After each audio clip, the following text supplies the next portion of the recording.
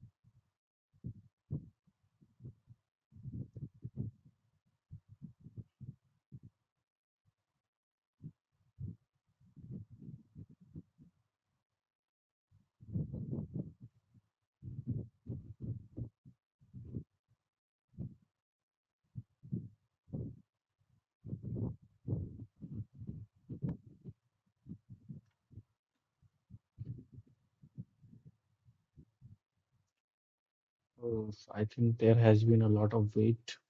Uh, okay, I think without any delay we should start.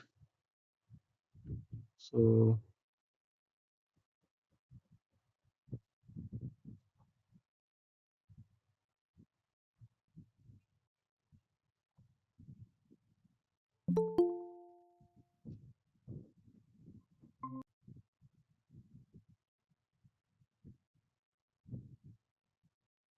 okay, so I think I should start now. So आज हम जो बात करेंगे वो होगी spherical and cylindrical coordinate system की। तो इसमें हम क्या क्या डिस्कस करेंगे, इसमें हम कर्व, ग्रेडियंट, डाइवर्जेंस ये डिस्कस करेंगे कि ये कैसे हैं। अगर हमने कार्टेशियन में कर्ल, डाइवर्जेंस, ग्रेडियंट देखे हैं, बट अगर हम कार्टेशियन के अलावा किसी और सिस्टम में जाते हैं तो वहाँ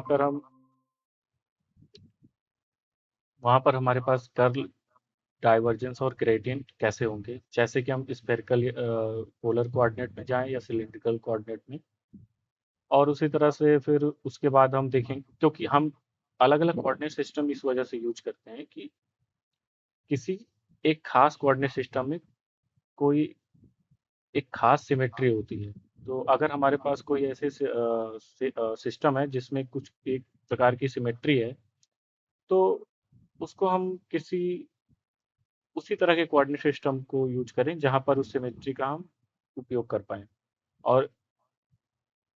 और उससे हम उस सिमेट्री को एक्सप्लॉइट कर पाएंगे और अपने किसी दिए हुए प्रॉब्लम को बहुत आसानी से सॉल्व कर पाएंगे। और इसके बारे में हमें पहले ही हमने देख लिया था, जहाँ पर हमें divergence of r cap over r square calculate करना था, जिसकी वैल्यू आती है 4 पाई डेल्टा क्यू आर। लेकिन अगर हम उसको कार्टेशियन कोऑर्डिनेट में कैलकुलेट कर रहे थे तो हमें बहुत टाइम लग रहा था। लेकिन जैसे ही हमने अपना कोऑर्डिनेट सिस्टम हमने बदला, वैसे ही कोऑर्डिनेट सिस्टम इस स्फेरिकल में लेके गए।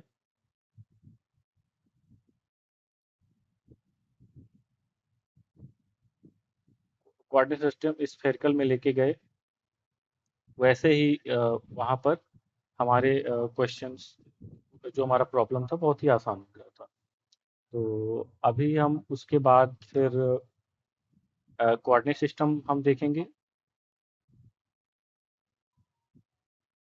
कोऑर्डिनेट सिस्टम देखेंगे, उसके बाद फिर हम इलेक्ट्रिक फील्ड्स देखेंगे डाइलेक्ट्रिक मटेरियल्स में। मतलब हमें पता है कि जैसे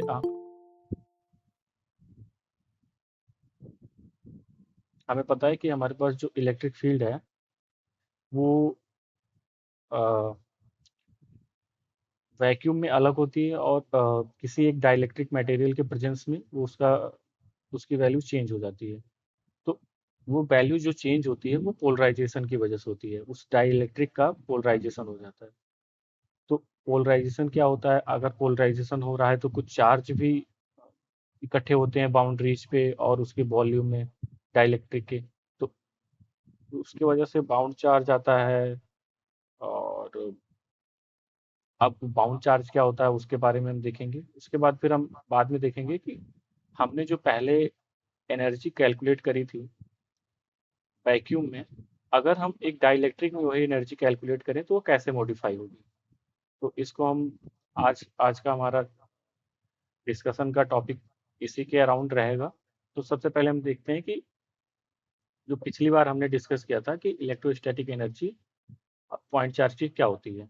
तो हमने देखा था कि वो charge into the potential difference, और जो पोटेंशियल डिफरेंस था उसके मल्टीप्लाई के बराबर था। तो इसका मतलब है कि अगर हमने कोई काम किया है, इंफिनिटी से कोई चार्ज लेके आर डिस्टेंस पे लेके आए हैं, तो जो अगर चार्ज की वैल्यू क्यू है, तो हमारे पास जो एनर्जी होगी वो होगी 1/4 pi epsilon not Q1 Q2/r²। अब इसी तरह से अ, हम हमें ये पता चल गया कि यहाँ पर अगर इस चीज़ को हम ध्यान से देखें तो जो पोटेंशियल है किसी एक चार्ज डिस्ट्रीब्यूशन की वजह से होगा। कंटिन्यूस चार्ज डिस्ट्रीब्यूशन की अगर हम बात करें तो, और उस चार्ज डिस्ट्रीब्यूशन की एक डेंसिटी होगी। अगर उसको हम वॉल्यूम से मल्टीप्लाई कर देंगे तो हमें चार्ज मिल जाएगा, तो पोटेंशियल का काम हो जाएगा। लेकिन जो क्यू है वो आउटसाइड चार्ज है जो हम लेके आ रहे हैं। तो उन दोनों को मल्टीप्लाई करके हमने अपनी एनर्जी कैलकुलेट कर ली। तो इसको हम ध्यान में रखेंगे जब हम लास्ट में देखेंगे, आज ट्यूटोरियल सेशन के लास्ट में, कि हमने ये एक्सप्रेशन कैसे मॉडिफाई हो जाता है अगर एक डाइलेक्ट्रिक उसमें प्रेजेंट है। तो ये देखने से पहले हम देखेंगे कि कोऑर्डिनेट सिस्टम में कर्ल, डाइवर्जेंस और कैसी कैसी क्वांटिटीज अलग अलग कोऑर्डिनेट सिस्टम में कैसे होती हैं। तो पहले हम देखेंगे कि हमारे पास gradient, divergence and curl in Cartesian coordinate है। तो आप अगर कुछ भी लिखना चाहते हो उससे पहले आपको एक लाइन एलिमेंट लिखना चाहिए किसी भी कोऑर्डिनेट सिस्टम में। अगर आप लाइन एलिमेंट लिखते हो तो उससे हमें एक आइडिया मिल जाता है, उससे हमें एक आइडिया मिल जाता है। अभी हमारे पास होगा gradient divergence and curl in Cartesian coordinate system. तो सबसे पहले हमें क्या करना चाहिए, हमें सबसे पहले अगर किसी भी एक कोऑर्डिनेट सिस्टम में अगर हमें कर्ल डाइवर्जेंस या ग्रेडियंट कुछ भी कैलकुलेट करना है, तो सबसे पहले हमें लाइन एलिमेंट लिखना चाहिए उस सिस्टम। और उसका रीजन क्या है उसको मैं अभी थोड़ी देर बाद में समझाऊंगा। तो सबसे पहले हम देखते हैं कि जो हम कार्टेशियन कोऑर्डिनेट थे हम बहुत फेमिलियर हैं। तो यहाँ पर देखते हैं कि जो लाइन एलिमेंट होता है, आप डी एक्स आई कैप, डी वाई जे कैप और डी जेड के कैप, मतलब आप एक्स में मूव कर रहे हो, वाई में मूव कर रहे हो और जेड में मूव कर रहे हो। आप 90 डिग्री के एंगल पे आप मूव करते हो, आप एक्स में जाते हो, फिर वाई में जाते हो और उसके बाद फिर जेड में जाते हो। तो मतलब ऐसे ही कुछ करके आप मूवमेंट करते हो। तो ये हमारा लाइन एलिमेंट है। और हमें पता है कि जो ये डेल ऑपरेटर है, ये डेल कार्टेशियन कोऑर्डिनेट में ये होता है i del over del x, j del over del y, k del over del z, summation के साथ। तो अगर हम इसको किसी स्केलर फंक्शन पर ऑपरेट करेंगे तो क्या होगा, हमारे पास डेल डॉट फाई एक क्वांटिटी होगी जो कि एक वेक्टर होगी अब। और उस वेक्टर के कंपोनेंट्स होंगे del phi over del x, del psi over del y, del psi over del z. मतलब ये हमको एक तरह से कोऑर्डिनेट सिस्टम, इस कार्टेशियन कोऑर्डिनेट सिस्टम में ग्रेडियंट देता है।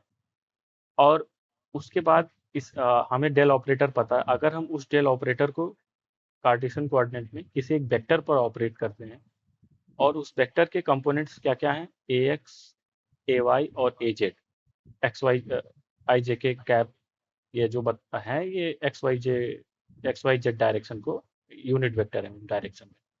तो अगर हम डेल डॉट ए कैलकुलेट करें तो हम देखते हैं कि ये होता है del A x over del x, del A y over del y, del A z over del z, क्योंकि ये एक डॉट प्रोडक्ट है। और डॉट प्रोडक्ट किन किन के बीच में, इस वेक्टर और ये डेल ऑपरेटर के बीच में एक डॉट प्रोडक्ट है। और उसके बाद फिर अगर हमें कर्ल कैलकुलेट करना है तो हमें पता है कि कर्ल एक क्रॉस प्रोडक्ट है, और वह क्रॉस प्रोडक्ट है डेल ऑपरेटर और ए के बीच में। तो हमें पता है कि दो वेक्टर्स का जो क्रॉस प्रोडक्ट होता है वो एक मॉड वैल्यू होती है डिटर्मिनेंट की। तो डिटर्मिनेंट हम कैलकुलेट करते हैं और उसका मॉड वैल्यू मतलब एक मैट्रिक्स की डिटर्मिनेंट हम लेते हैं।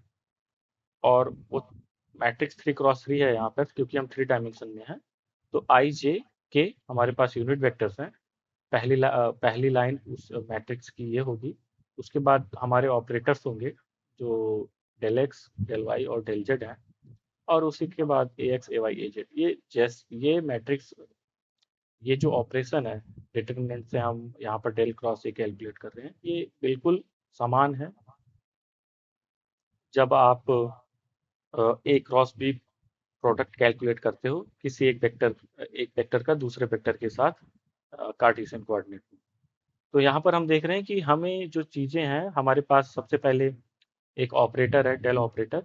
उसने एक स्केलर फंक्शन, मतलब एक स्केलर फंक्शन साई पर ऑपरेट किया तो हमें एक वेक्टर मिल गया। और क्योंकि ये क्वांटिटी वेक्टर है, वो स्केलर पर ऑपरेट कर रही है, तो रिजल्टेंट जो क्वांटिटी होगी वेक्टर ही होगी। और लेकिन जब हम ग्रेडियंट कैलकुलेट कर रहे हैं तो वहाँ पर हम देख रहे हैं कि ये क्वांटिटी डेल ऑपरेटर जो है एक वेक्टर है, और जो ए वेक्टर खुद भी एक वेक्टर है। तो अगर उनका हम दोनों का डॉट प्रोडक्ट कैलकुलेट करेंगे तो डॉट प्रोडक्ट जो आएगा वो एक स्केलर क्वांटिटी होगी, क्योंकि आई कंपोनेंट का आई कंपोनेंट के साथ मल्टीप्लाई हो जाएगा, जे मीन्स वाई कंपोनेंट का वाई के साथ, और जेड कंपोनेंट का जेड के साथ। तो इस तरह से हमें एक डॉट प्रोडक्ट मिलेगा और वह एक स्केलर वैल्यू होगी। लेकिन जब फिर हम क्रॉस प्रोडक्ट करेंगे डेल ऑपरेटर के साथ तो हमें पता है कि दो वेक्टर का क्रॉस प्रोडक्ट एक वेक्टर ही होता है। तो हम यहाँ पर देख रहे हैं वही चीज कि हम जब इसको क्रॉस प्रोडक्ट करेंगे तो हमें एक वेक्टर मिलेगा। अब ये हो गई हमारी कार्टेशियन कोऑर्डिनेट में बात। लेकिन जब हम डाइवर्जेंस कैलकुलेट करने करेंगे तो हम देखेंगे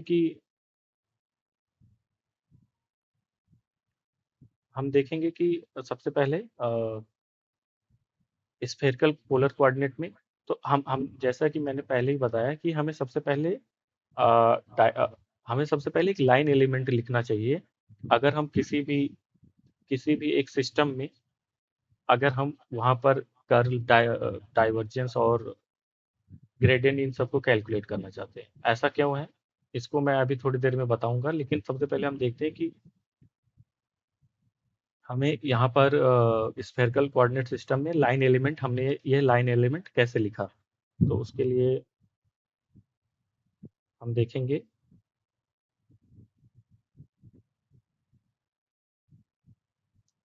आई अभी वेट। तो यहाँ पर हम सबसे पहले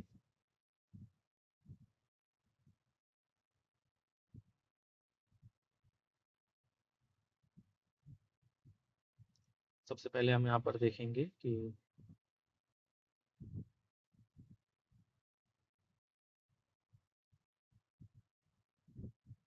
यहाँ पर हमारे पास एक नया लेक्चर नोट्स बनाएंगे हम। स्क्रीन शेयर करना चाहूँगा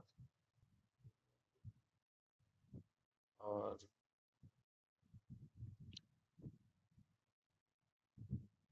तो हम सबसे पहले यहाँ पर देखेंगे कि मान लीजिए आप एक स्फेरिकल पोलर कोऑर्डिनेट सिस्टम में, तो क्या होगा। सबसे पहले आपका एक्स है, एक वाई है और ये जेड है।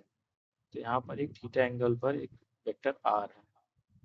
तो सबसे पहले हम देखते हैं कि हम कार्टेशियन कोऑर्डिनेट में इस वेक्टर तक कैसे पहुंचेंगे। मान लीजिए इसका इस वेक्टर का प्रोजेक्शन एक्स वाई प्लेन में ऐसा है, ऐसा कुछ है प्रोजेक्शन है इस वेक्टर का। तो हमें पता है कि ये जो डिस्टेंस होगी, ये जो डिस्टेंस होगी परपेंडिकुलर, और ये जो डिस्टेंस होगी परपेंडिकुलर, ये होगी एक्स डिस्टेंस, ये होगी वाई डिस्टेंस, और ये वाली जो डिस्टेंस होगी इस पॉइंट पी से, ये वाली जो डिस्टेंस होगी ये होगी कितनी, ये होगी जेड।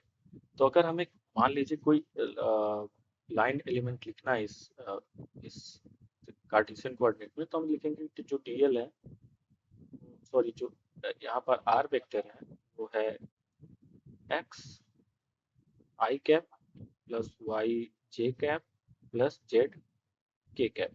आप इसको कैसे समझ सकते हो। सबसे पहले आपको एक्स आई कैप मूव करना है, फिर वाई जे कैप मूव करना है, फिर उसके बाद आपको जेड के कैप मूव करना है। तो आप देख रहे हो, आप यहाँ पे मूव करोगे, यहाँ पे मूव करोगे और उसके बाद यहाँ पर मूव करोगे, तो हम पॉइंट पी तक पहुंच जाएंगे। तो यह हो गया एक आर, मतलब एक पॉइंट के किसी भी कार्टेशियन कोऑर्डिनेट में। अगर हम चेंज देखें इस पॉइंट में, मान लीजिए ये जाता है आर डिस्टेंस से, डी आर डिस्टेंस चेंज हो जाता है इस पॉइंट की पोजीशन, इतनी जो डिस्टेंस है ये डी आर जो चेंज होगा, वो इस चेंज इस तरह से होगा डी एक्स आई कैप प्लस डी वाई जे cap plus d z k cap. तो इसका मतलब जो इन्फिनिटेसिमल एक लाइन एलिमेंट होगी, बहुत ही सूक्ष्म लाइन एलिमेंट, वो होगी ये डी आर पहले, या इसको हम डी एल से डिनोट करते हैं लाइन एलिमेंट। तो डी एल हमारे पास हमें पता है कि डी एक्स आई कैप प्लस डी वाई जे cap plus d z k cap ये होगी। और इसके बाद फिर हम अब सेम इसी चीज को हम स्फेरिकल कोऑर्डिनेट पे देखेंगे कि हम वहाँ पर एक लाइन एलिमेंट कैसे लिख पाएंगे। तो सबसे पहले मैं एक सिस्टम बना, यहाँ पर हमारे पास एक कोऑर्डिनेट सिस्टम है जहाँ पर हम देख रहे हैं कि हमारे पास एक लाइन एलिमेंट है थीटा, सॉरी एक पॉइंट पी है और वो जेड एक्सिस से एंगल थीटा बना रहा है। तो यहाँ पर एक्स वाई जी, आप राइट हैंड रूल से आप देख सकते हो कि ये सही है, एक्स वाई जी की डायरेक्शन सही है। अब हम इसका प्रोजेक्शन देखते हैं। तो हमें पहले से पता है ये जो प्रोजेक्शन की वैल्यूज हैं ये यहाँ पर परपेंडिकुलर है। तो इसको हम देखते हैं कि ये जो होगी ये एक्स होगी, ये वाई होगी, और ये वैल्यू जो यहाँ से यहाँ तक है ये जेड होगी, जेड होगी। अब क्या है, अगर आप इस वेक्टर को ध्यान से देखें तो इसका एम्पलीट्यूड क्या है, आर है, ठीक है। तो इसकी एम्पलीट्यूड आर है, तो इसका मतलब एक्स वाई जेड से कैसे रिलेटेड होगा उसको हम जान सकते हैं बड़ी आसानी से। सबसे पहले एक्स जो है थीटा कंपोनेंट बना रहा है जेड से, तो इसका जेड के एक्सिस में जो वैल्यू होगी वो हो जाएगी आर कास थीटा। और जो यहाँ पर ये कंपोनेंट होगा, ये ग्रीन वाला कंपोनेंट, इसकी वैल्यू होगी आर साइन थीटा। लेकिन r sine theta phi angle बना रहा है एक्स एक्सिस से, तो इसका मतलब जो ये एक्स होगा वो होगा r sine theta cos phi i cap, और जो y होगा वो होगा r sine theta sine phi y cap, और जो z होगा हमारे पास होगा आर साइन थीटा और कॉस थीटा जेड कैप। तो इस तरह से हम देख रहे हैं कि हम एक कोऑर्डिनेट से दूसरे कोऑर्डिनेट में जा सकते हैं। तो हम यहाँ पर r को उल्टा भी लिख सकते हैं कि r जो है x under root x square plus y square plus z square होगा। सिमिलरली जो tan फाई होगी हमारे पास, फाई होगा, फाई वेरिएबल, तो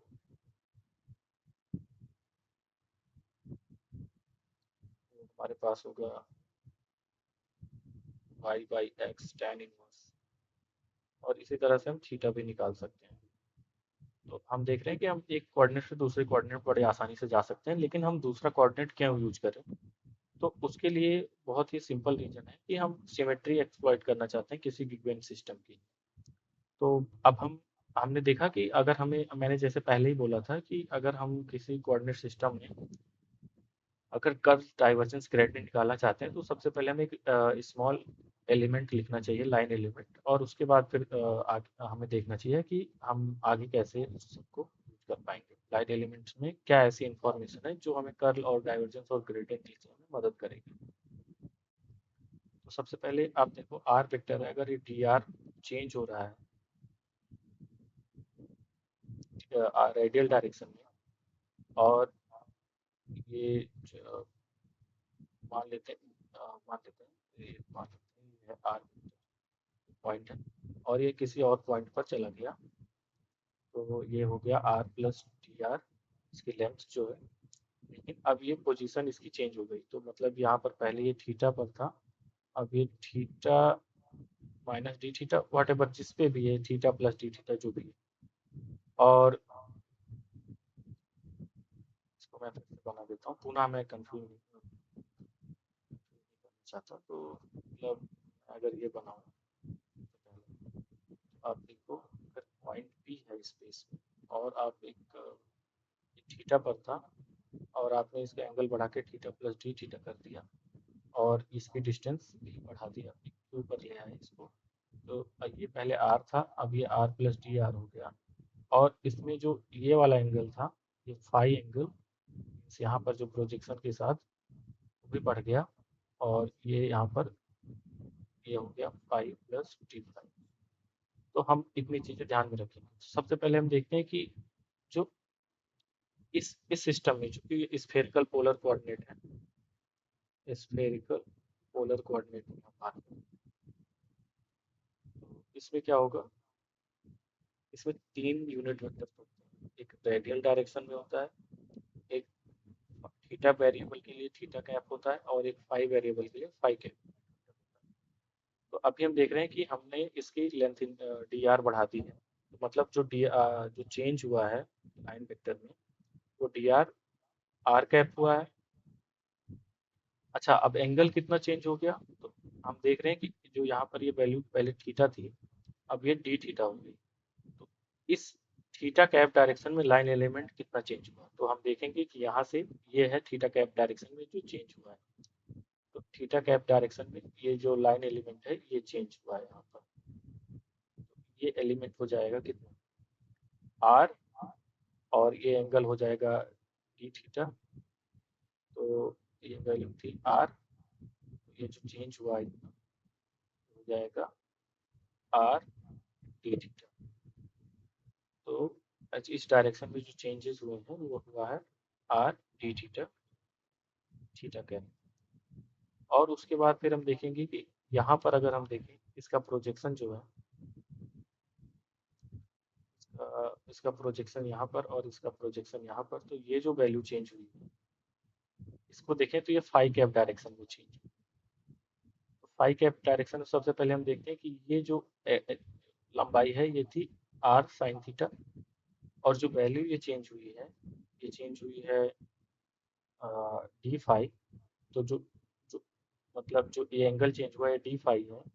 तो हमें पता है कि जो ये चाप होता है, मतलब जो सर्कल पर हमें पता है कि अगर मान लीजिए अगर आपके पास एक सर्कल है, अगर ये थीटा एंगल इंसिडेंट इंसिडेंस है और ये आर इसका है और ये बहुत स्मॉल एंगल डी थीटा है, तो जो ये डिस्टेंस होती है परिध की, ये होती है आर इंटू डी थीटा, और ये डिस्टेंस बराबर एल होता है। तो सिमिलरली यहाँ पे यही चीज़ हो रही है। तो यहाँ पर हम क्या कर रहे हैं, यहाँ पर हम देख रहे हैं कि डी फाई चेंज हुआ है, हमारे पास एक रेडियस है आर साइन थीटा की। तो जो टोटल चेंज हुआ इस फाई कैप डायरेक्शन में, इस डायरेक्शन में, ये हुआ है r sine theta d phi phi cap. तो हमें सबसे पहले पता चल गया कि हमारे पास लाइन एलिमेंट्स क्या क्या है। तो अगर हम इनको कंपेयर करें, मान लेते हैं अगर इनको हम कंपेयर करें एक्स आई कैप प्लस वाई जे cap plus Z k cap, तो हम देखते हैं कि हम यहाँ पर थोड़ा और अभी और समझेंगे। तो सबसे पहले हम देखते हैं कि यहाँ पर आई कैप वाई जे कैप जेड के कैप ये सब कांस्टेंट है। मतलब एक बार आपने कोऑर्डिनेट सिस्टम में अगर यूनिट वेक्टर डिफाइन कर दिया कि इस डायरेक्शन में रहेगा, इस डायरेक्शन में रहेगा और इस डायरेक्शन में रहेगा, तो डिफाइंड है। लेकिन इस कोऑर्डिनेट सिस्टम में आपने पहले यहाँ पर एक यूनिट वेक्टर डिफाइन किया था, यहाँ पर डिफाइन किया था और यहाँ पर डिफाइन किया, लेकिन वही यूनिट वेक्टर अभी क्या है, इस पॉइंट पर वो चेंज हो गया है। तो इस तरह से हम देख रहे हैं कि यहाँ per unit vector spherical coordinate system में भी चेंज होते रहते हैं पोजीशन के साथ, लेकिन वो स्फेरिकल कार्टेशियन कोऑर्डिनेट में ऐसा नहीं होता। ये एडिशनल इन्फॉर्मेशन फिर भी हम यहाँ पर कंपेयर करेंगे। तो यहाँ पर देख रहे हैं कि अगर सॉरी ये डी एक्स, ये हमने यहाँ पर लाइन लाइन एलिमेंट लिखा है, तो ये d x d y d z. तो हम यहाँ पर कंपेयर करें तो हम देख रहे हैं कि जो डी एक्स है वो डी आर के कंपेरिजन कंपेयर कर सकते हैं, आर डी थीटा है। तो यहाँ पर हम जानते हैं कि जो थीटा होता है उसकी डायमेंशन जो है वो रेडियन में होती है उसकी, तो फिर हम उसे आर से मल्टीप्लाई करके मीटर की डायरेक्शन में ले आए।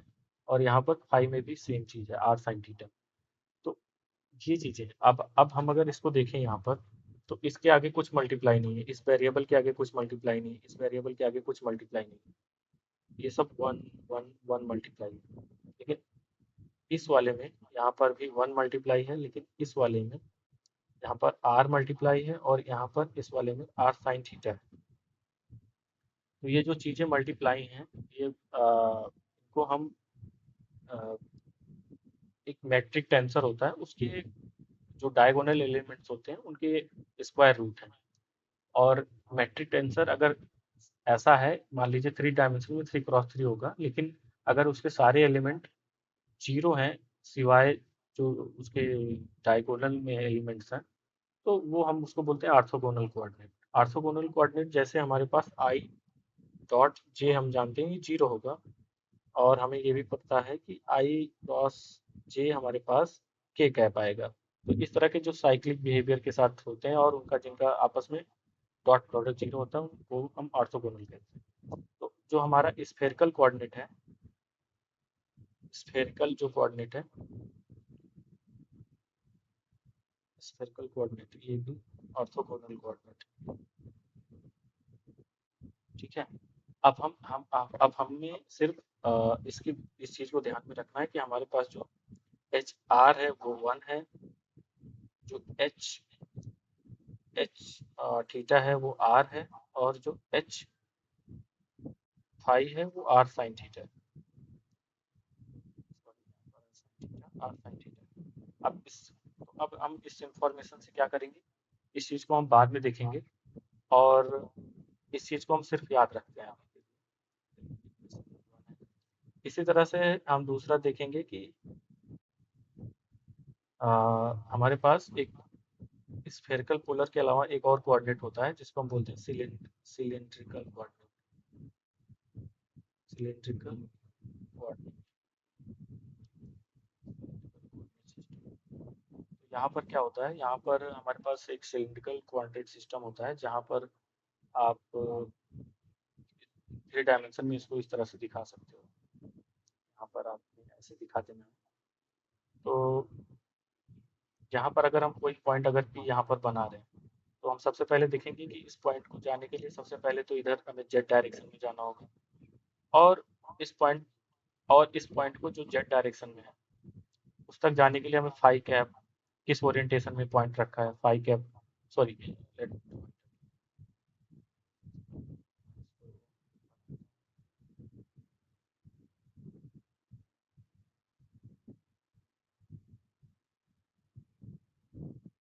और उसके बाद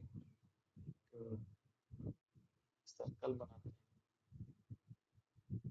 और यहाँ पर ये सिलेंड्रिकल कोऑर्डिनेट सिस्टम।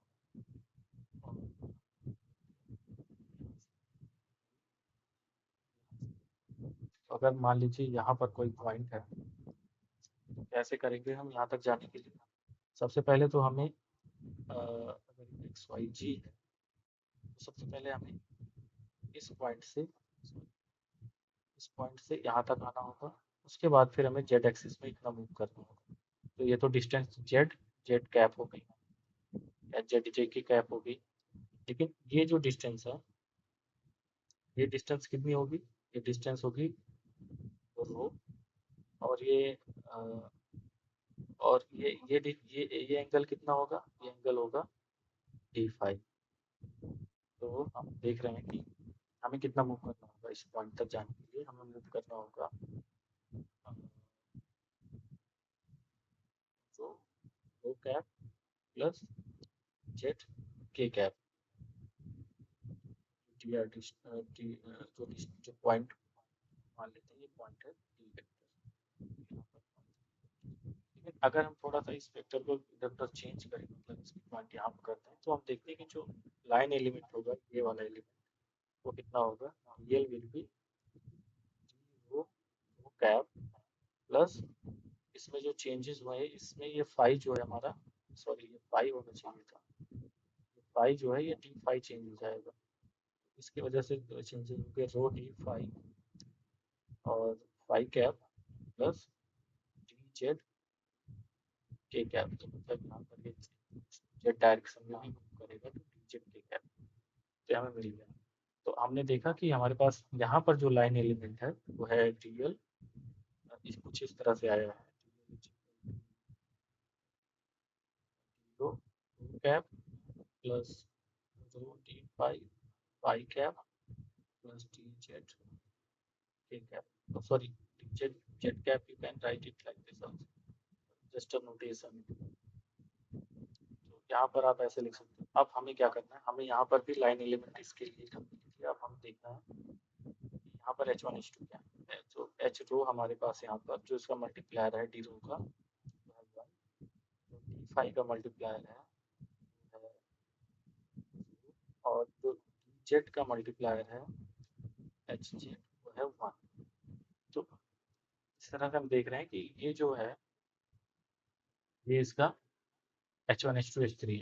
अब इंफॉर्मेशन का हम क्या करेंगे, तो उसके लिए हमें सबसे पहले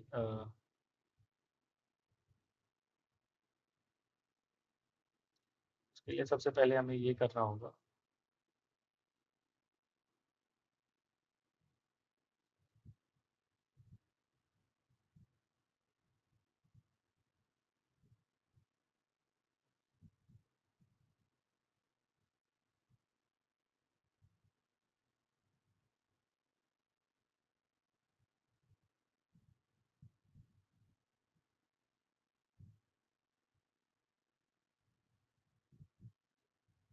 तो हम अभी तक ये इंफॉर्मेशन जो निकाल रहे थे इसका हम कैसे यूज करेंगे, तो उसके लिए हम देखते हैं कि जो सिलिंड्रिकल कोऑर्डिनेट्स हैं या फिर जो भी सिस्टम्स हैं, इनमें एक चीज कॉमन है और वो पैटर्न है जो हमारा पहला क्वेश्चन बनेगा। तो मतलब हम इस तरह से तो हम कर सकते हैं कि मतलब हम एक लाइन एलिमेंट लिखें, उसके बाद फिर हम डेल साई और ये डाइवर्जेंस और ये सब कैलकुलेट करें। लेकिन हमें पता है कि हम अलग-अलग कोऑर्डिनेट सिस्टम में जाएँगे तो हमारा सब कुछ अलग-अलग हो जाता है। तो हम और कैसे इसको ठीक से मतलब एक क्या कोई एक जनरल फ़ॉर्मूला है जो हम यूज़ कर सकते हैं डाइवर्जेंस कर्ल और ग्रेडिएंट कैलकुलेट करने के लिए एक जनरल कोऑर्डिनेट सिस्टम, जो कि ऑर्थोगोनल है। ऑर्थोगोनल का मतलब मैंने पहले ही बता दिया है कि जैसे I dot J equal to zero in Cartesian और I cross J is equal to K vector, तो ऐसे ही होना चाहिए। वहाँ पर कोई भी अगर तीन वेक्टर्स हैं तो उनका dot product, cross dot product zero होना चाहिए, और उनके जो क्रॉस क्रॉस प्रोडक्ट हैं वो एक तीसरा, उसी में से तीसरा वाला यूनिट वेक्टर दे देना चाहिए। तो ऐसा होगा। तो अभी मेरा पहला क्वेश्चन ये था कि what is the general expression for gradient divergence and curl three dimensional orthogonal coordinate system. तो अभी हमने देखा कि हम तीन तीनों कोऑर्डिनेट सिस्टम में हमने लाइन एलिमेंट देखा, और वहां से हमने H1 मींस एच एच जैसी जो वैल्यू जो जो उसको कैलकुलेट किया है। तो उसका हम यूज कैसे करेंगे? सबसे पहले हमें क्या करना है, हम देखते हैं यहाँ पर कि हमें ना, जैसे मान लीजिए हमारे जो वेरिएबल्स हैं Q1 Q2 Q3, इसको अगर हम बहुत ही पैरेलली देखें, तो अगर हम इसको रिलेट कर पाएँ अपने स्फेरिकल कोऑर्डिनेट सिस्टम से, तो हमें पता चल जाएगा कि जो हमारा H1 है वो, जो हमारा Q1 है वो R है, जो Q2 है वो हमारा थीटा है, और जो Q3 है वो हमारा फाई है। और H1 जो है हमारा 1 है, H2 जो है R है, और H3 जो है हमारा R साइन थीटा है।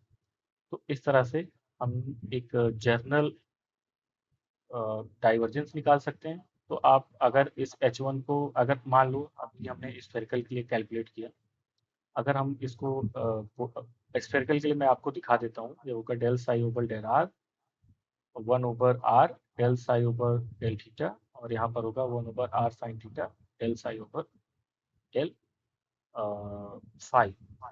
तो हम देखते हैं, सबसे पहले क्विकली देख लेते हैं कि पोलर कोऑर्डिनेट में क्या वाकई में ऐसा, सॉरी ये टाइप है, यहाँ पर del psi over del r होना चाहिए, 1/r del psi over del theta, और यहाँ पर phi cap 1/sin theta del phi over del psi. तो हम देख रहे हैं कि ये same exactly, okay, so this is typo. यहाँ पर del psi over del r होगा, इसको मैं सही कर दूंगा प्रेजेंटेशन और मैं आपके साथ इसको शेयर कर दूंगा। तो यहाँ पर हम देख रहे हैं कि जो हमारा ग्रेडियंट है वाकई में del psi over del r theta cap 1/r del psi over del theta phi cap 1/r sine theta del psi over del phi, इस तरह से। तो हम यहाँ पर देख रहे हैं अपने इस जर्नल फॉर्मूले से, तो हमें पता चल रहा है कि अगर हमें H1 H2 और H3 की वैल्यूज पता हो, तो हम बड़ी ही आसानी से किसी भी एक जनरलाइज्ड कोऑर्डिनेट में, जो ऑर्थोगोनल कोऑर्डिनेट सिस्टम है, उसमें हम डाइवर्जेंस कर्ल और ग्रेडियंट निकाल सकते हैं। यहाँ पर अगर आप देखो तो ओके, तो यहाँ पर अगर किसी एक, क्योंकि ये जो चीज है ये एक वेक्टर है, तो वेक्टर कैसे होगा, क्योंकि यहाँ पर आप अगर देखो तो ये एक वेक्टर है, उसके कंपोनेंट्स हैं Q1 Q, अलग अलग डायरेक्शन। अगर उसका हम डाइवर्जेंस कैलकुलेट करेंगे तो क्या करेंगे हम, सबसे पहले उस वेक्टर को हम लिखेंगे, जैसे कि उस वेक्टर में हम क्या करेंगे, H2 और H3 का मल्टीप्लाई करेंगे, और उस वेक्टर कंपोनेंट जो यहाँ पर है 1/H1 del psi over del Q1, मतलब Q1 डॉट का, उसको लिखेंगे और Q1 डॉट से डिवाइड कर देंगे। उसी तरह से डेल Q2 डॉट से, लेकिन यहाँ पर H2 H3 H1 का मल्टीप्लाई करेंगे, और ये तो उसका कंपोनेंट Q2 वाला कंपोनेंट है, यहाँ से देख सकते हो, और इसी तरह से यहाँ पर ही Q3 कंपोनेंट है, लेकिन H2 और H1 से मल्टीप्लाई। तो उसके सब करने के बाद हम यहाँ पर H1 H2 H3 से डिवाइड कर देंगे, एक जर्नल डाइवर्जेंस का फार्मूला हो जाएगा। तो अगर हम इसको वेरीफाई करना चाहें वेरी रियल क्विक, तो इसको हम वेरीफाई कर सकते हैं, मान सकते हैं कि इसको हम कर सकते हैं स्फेरिकल कोऑर्डिनेट के लिए। तो हम देखते हैं कैसे करेंगे।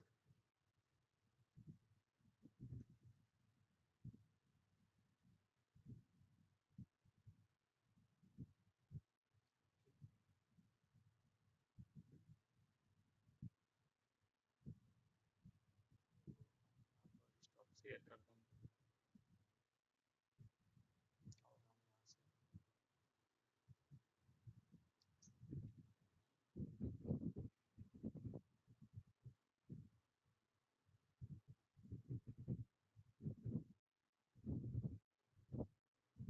यहाँ पर हम देखते हैं कि अगर हमने देखा कि एक जो जनरलाइज्ड डाइवर्जेंस का जो फॉर्मूला है वो है 1/h1 h2 h3 और in bracket del psi over del q1 h1 sorry h2 h3। और अगर मान लीजिए कोई वेक्टर ए है उस कोऑर्डिनेट में, एक जो होगा वो होगा ए q1 कैप प्लस ए q2 कैप प्लस ए q3 कैप। एक जनरल वेक्टर है किसी जनरलाइज्ड 3D कोऑर्डिनेट में सिस्टम में, तो यहाँ पर हम लिखेंगे ए q1 और इसी तरह से del del h1 h3 A Q plus del over del 3 जो हमारे पास होगा h1 h2 ए क्यू 3। तो हम देखते हैं कि हम इसको वेरीफाई कर पाएंगे स्फेरिकल कोऑर्डिनेट सिस्टम के लिए। तो हमें पता है कि स्फेरिकल कोऑर्डिनेट सिस्टम में जो लाइन एलिमेंट था वो था r r cap plus r d theta cap so theta cap plus r sine theta d phi cap. Okay, तो यहाँ से हमें क्या sorry d phi phi cap, तो यहाँ से हमें पता चल रहा है कि जो हमारे पास h1 था यहाँ पे इसके कोफिशिएंट का मल्टीप्लाई डी आर का वो 1 है। डी थीटा का जो कोफिशिएंट का मल्टीप्लाई था एच थीटा इसको एच आर कर देते हैं आर, और जो एच फाई है वो हमारे पास आर साइन थीटा है। इसको अगर हम यहाँ पर देखें और मान लेते हैं हमारा कोई वेक्टर जो है स्फेरिकल कोऑर्डिनेट में है a r r cap plus a theta theta cap plus a phi phi cap, तो इसके लिए डाइवर्जेंस कैसा निकालेंगे? तो निकालने के लिए हम देखते हैं सबसे पहले हम मल्टीप्लाई करते हैं h1 r r sine theta sorry this 1 into r sin theta in bracket del over जैसे कि 1 इंच r है तो del r h2 h3 हमारे पास r और r sin थीटा है तो r into r sin theta into ar plus हमारे पास दूसरा वेरिएबल है del over del theta a theta, और ए थीटा फिर हम उसको मल्टीप्लाई करेंगे हम h1 और h3 से, तो h1 हमारे पास 1 है, h3 r sin थीटा है, तो ए थीटा से मल्टीप्लाई करेंगे। और उसके बाद फिर हमारे पास अगला वेरिएबल फाई है डेल ओवर डेल फाई, और हमारे पास यहाँ पे h1 h2 है तो h1 हमारे पास 1 है और h2 हमारे पास r है, और उसके बाद हम फाई से मल्टीप्लाई कर देंगे ए फाई कंपोनेंट से। देखा कि जो हमारा जो वैल्यूज आ रही है आर स्क्वायर साइन थीटा, देखा था कि करते हैं तो यहाँ पर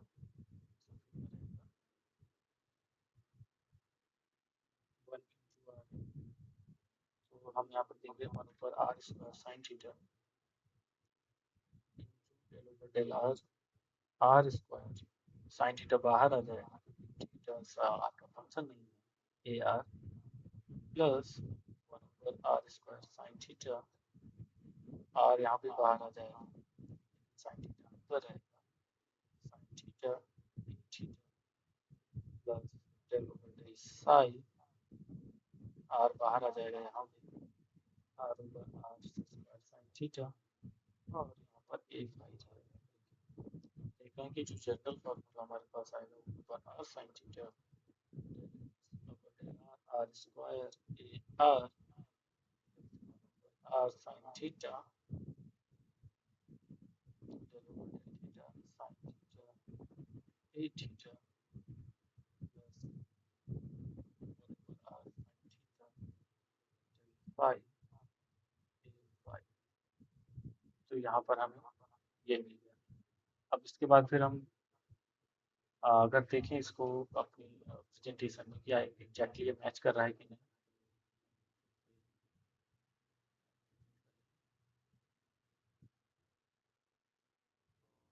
ये हमारा फॉर्मूला था डब्ल्यू फॉर्मूला। और फिर अगर हम स्फेरिकल पोलर कोऑर्डिनेट में जाएं तो हम देख रहे हैं कि एग्जैक्टली हमारा जो, सॉरी यहाँ पर साइन थीटा कैंसिल हो जाता।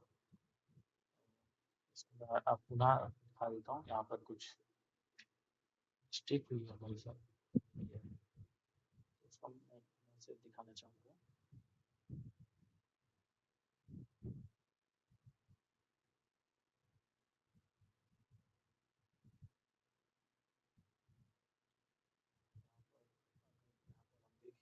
तो यहाँ पर ये sine theta cancel out this and left is 1 over r square. So I think this was the mistake. So let's now check it again in our presentation. So what we can see is indeed 1 over r square, then r square ar over del r plus 1 over r sine theta, del sine theta a theta over del theta plus 1 over r sine theta del over del phi a phi. So we have actually calculated a generalized formula. We have a generalized formula for calculating the del, the gradient, divergence, and all the things. Now, with this, you can calculate for this cylindrical system where you have this H1 is 1, H2 is S, and H3 is 1. So, all this you can do.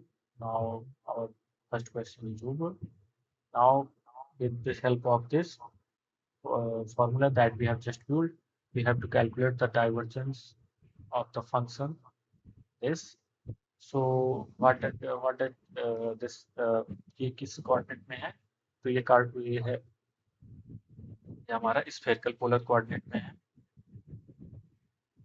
Spherical polar coordinate में है, तो हम यहाँ पर सबसे पहले क्या करेंगे, हम इस फंक्शन को लिख लेते हैं। हमारा फंक्शन है b cos theta r cap plus r sin theta theta cap plus r sin 2 theta cos phi cap. तो हम देखते हैं कि इसको हम कैसे आगे क्या इसका हम डाइवर्जेंस कैसे निकालते हैं। अभी थोड़ी देर पहले ही हमने अपना एक फॉर्मूला डिराइव किया है डाइवर्जेंस का स्फेरिकल कोऑर्डिनेट में, तो हम उसका उपयोग करेंगे। सबसे पहले हम देखते हैं कि हमारे पास वो फॉर्मूला क्या है। तो हमारे पास जो स्फेरिकल कोऑर्डिनेट में फॉर्मूला है वो हमारे पास यहाँ पर दिया हुआ है डेल डॉट ए, और जहाँ पर a r a theta a phi इसके कंपोनेंट्स हैं, तो हम इसको कंपेयर करेंगे अपने इस वेक्टर पी से। तो हमने देखा कि ए आर हमारे पास जो है वो सिर्फ कॉस थीटा है, और जो ए फाई है, सॉरी ए थीटा है, ए थीटा जो हमारे पास है वो आर साइन थीटा है। और हमने देखा जो हमारे पास ए फाई है वो है r sine two theta cos phi. तो अगर हम इसके लिए डेल डॉट की कैलकुलेट करें तो हमें पता है कि हमें लिखना होगा। सबसे पहले हम उस फॉर्मूले को पुनः लिख लेते हैं यहाँ पर।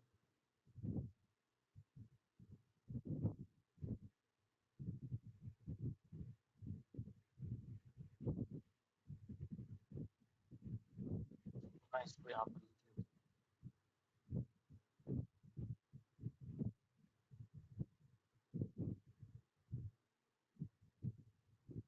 यहाँ पर हम देखें ध्यान से, ये हमारा फार्मूला है। तो यहाँ पर हमें क्या करना है, सिर्फ वैल्यू रिप्लेस करना है। सबसे पहले हम क्या करेंगे, 1 over r square del over del r, और उसके बाद फिर हम यहाँ पर आर स्क्वायर को ऐसे लिखेंगे और ए आर की जगह पे कॉस थीटा लिखेंगे, और उसके बाद 1 ओवर आर साइन थीटा, और इसको मल्टीप्लाई करेंगे डेल ओवर डेल और साइन थीटा लिखेंगे यहाँ पर, और ए थीटा हमारे पास होगा आर साइन थीटा अप्लाई कर देंगे, और उसके बाद फिर आगे हम बस 1 over r sine theta,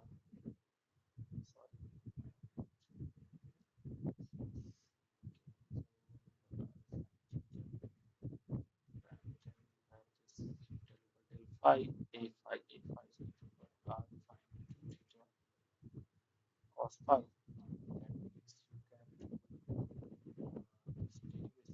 derivation of this one. So what you will be left with r is equal to 2r cos theta partial derivative. So 2r cos theta. Then 1 over r sin theta del over del theta. So sin theta into sin theta will be sin square theta, and its derivative will be 2 sin theta, and then again the derivative of sin theta will be cos theta or into r. So this will be this, and 1 over r sin theta and del over del phi. So r sin theta will come out, and what you will be left with is just del phi. So you calculate this will be like minus sin phi. Derivative of cos phi is minus sin phi. So this is all that we can get, and now we can just simplify it. 1 over r plus 2 over r and cos theta plus so r sin theta. So cancel out this. Have cos theta plus sorry minus cos cos cos phi derivative और हमारे पास minus आ गया. यहाँ से हम calculate करेंगे r से cancel हो जाएगा और हम साइन टू थीटा को हम लिख सकते हैं sign theta cos theta into 2. यहाँ से हम साइन टू थीटा कैंसिल कर देंगे. इसका हो जाएगा 2 cos theta theta sine phi and yes the minus sign. So this will be 10 dot p spherical coordinate. तो ये हमें ये मिलेगा. तो अब हम अगले क्वेश्चन पे जाएंगे. अगला क्वेश्चन है हमारा ओके. तो इससे पहले हम लैप्लासियन ऑपरेटर को देख लेते हैं. तो लैप्लासियन ऑपरेटर बहुत ही आसानी से हम लिख सकते हैं. सबसे पहले हम सबसे पहले हम इसको लिख सकते हैं इससे डबल डेरिवेटिव. तो how you can understand. And यहाँ पे आपको क्या करना है लैप्लासियन ऑपरेटर के लिए कि आप एक वेक्टर लो और एक स्केलर लो. उसके बाद उसके स्केलर को ग्रेडियंट लो और उस ग्रेडियंट के बाद जो वेक्टर आया उसका डाइवर्जेंस लो. उससे आप ना लैप्लासियन ऑपरेटर कैलकुलेट कर सकते हो बहुत ही आसानी से. उसको याद करने की जरूरत नहीं है. तो मैं एग्जांपल के लिए आपको दिखा सकता हूँ कि जो लैप्लासियन ऑपरेटर निकालना है. मान लेते हैं कि हमें निकालना है. स्क्रीन शेयर करूँगा.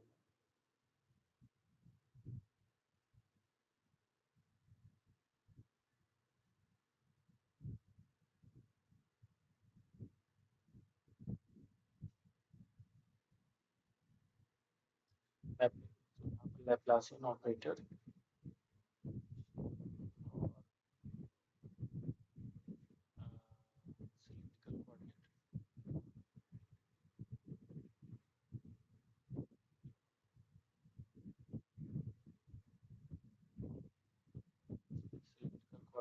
system. What will happen here? So first you know that H1, H2, H1 is 1, H2 is S, means yes, that's S or rho, whatever you can call it. Then again जो S3 हमारे पास है वो 1 है. तो हमें पता है कि जो हमें अगर सबसे पहले डाइवर्जेंस निकालना है तो divergence H1 del over del Q1 cap del phi plus cap 1 over H2 del over del Q2 psi and Q3 cap del over S3 del over del psi cap. तो हमें पता है यहाँ पर हमारे वेक्टर्स हैं पोलर सिलिंड्रिकल कोऑर्डिनेट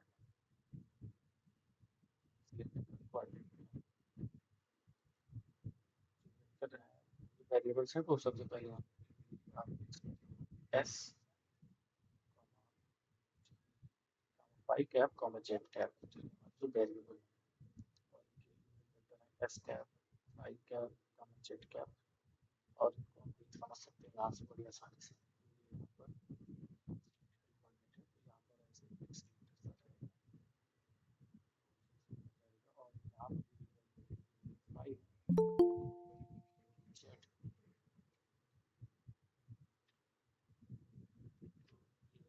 z और z और ये वैल्यू जो है ये होगी S. यहाँ से यहाँ तक हम इसके लिए क्या करेंगे फिर? तो हम देखना चाहते हैं कि क्या हम कैसे एक लैप्लासियन ऑपरेटर कैलकुलेट कर सकते हैं सिलेंड्रिकल कोऑर्डिनेट में। तो हमें कुछ नहीं करना, हमें सबसे पहले ग्रेडियंट कैलकुलेट करनी है। तो सबसे पहले ग्रेडियंट कैलकुलेट करेंगे तो हो जाएगा रो कैप H11 है तो s cap del over del s psi plus जो हमारा फाई कैप और हमारा H2 है s del over del phi psi plus हमारा Q3 है z cap del over del z H3 1 है तो 1 ओके यहाँ पर और यहाँ पर साई इसको सिंपलीफाई करेंगे तो हम देखते हैं कि हमारे पास जो टोटल आ रहा है del over psi s cap del over del psi plus phi cap del over del phi s psi plus z cap del over del z psi. अब हमें क्या करना, हम मैंने क्या कहा था कि अगर आपको किसी का लैप्लासियन पता करना है किसी वेक्टर किसी कोऑर्डिनेट सिस्टम में तो आप डेल स्क्वायर आपको कैलकुलेट करना होगा डेल स्क्वायर साई। तो इसको हम इस तरह समझ सकते हैं, मान लो आपने डाइवर्जेंस कैलकुलेट किया एक ऐसे फंक्शन का, एक ऐसे वेक्टर का जो कि जो कि किसी स्केलर से बनाया गया हो, मतलब उसका ग्रेडियंट लेके बनाया गया हो।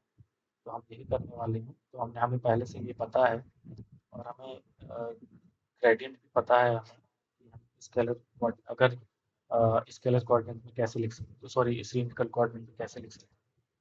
सिलिंड्रिकल कोऑर्डिनेट में जो हमने ग्रेडियंट लिखी थी मैं आपको याद दिलाना चाहूँगा वो इस तरह से थी। अगर आप मेरी स्क्रीन पर देख पा रहे हो यहाँ पर ये सिलिंड्रिकल कोऑर्डिनेट में जो ग्रेडियंट थी, सॉरी जो डाइवर्जेंस थी, हम डाइवर्जेंस कैलकुलेट करना है, ग्रेडियंट हम कर चुके हैं। तो डाइवर्जेंस थी s del a del s a s over del s plus s del a phi over del phi plus del z over del z. तो हमें पता चल गया कि हमारा ऐसा कुछ होगा जहाँ पर a s a y f i और ए जेड कंपोनेंट्स हैं। तो हमारे कंपोनेंट्स ए एस कंपोनेंट हमारे पास है वह डेल एस ऊपर साई। जो हमारा ए फाई कंपोनेंट है वो है हमारे पास एस डेल साई ऊपर डेल फाई और जो हमारा ए जेड कंपोनेंट है वो है डेल फाई ऊपर डेल जेड। क्या करेंगे, हम कैलकुलेट करेंगे ए जो है हमारे पास डेल फाई से बना है तो इसमें हम सब्स्टिट्यूट कर देंगे क्योंकि पहले से कैलकुलेट कर चुके हैं। यहाँ इस इक्वेशन में सब्स्टिट्यूट करेंगे तो s del del s s into s क्या होगा, एस होगा हमारा del psi del s a phi हमारे पास क्या होगा, ए फाई जो होगा हमारे पास होगा एस डेल साई